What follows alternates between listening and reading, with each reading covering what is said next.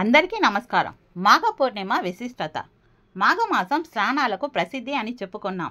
నిజానికి మకర సంక్రమణం జరిగినది మొదలు కుంభ సంక్రమణం జరిగే వరకు మధ్య ఉండే కాలమే మాఘమాసం. పవిత్ర స్నానాలు పుష్య శుక్ల పూర్ణిమతో మొదలై మాఘ శుక్ల పూర్ణిమతో ముగుస్తాయి. చాంద్రమానం అనుసరించే వారికి ఈ మాఘమాసం పుష్య బహుళ అమావాస్యతో ప్రారంభమై మాఘ బహుళ అమావాస్యతో ముగుస్తుంది. ఈ మాఘమాసం మొత్తం పవిత్ర స్నానాలు చేయడం విశేషపూర్వకం.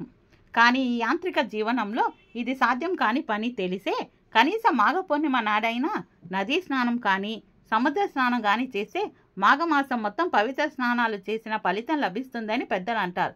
ఎందుకంటే మాఘ పూర్ణిమను మహామాఘి అని అంటారు. సంవత్సరంలో వచ్చే 12 పూర్ణిమలోనూ మాఘ పూర్ణిమ అత్యంత విశేషమైనది. ఈ మహామాఘి శివకేశవులిద్దరికీ ప్రీతికరమైనది.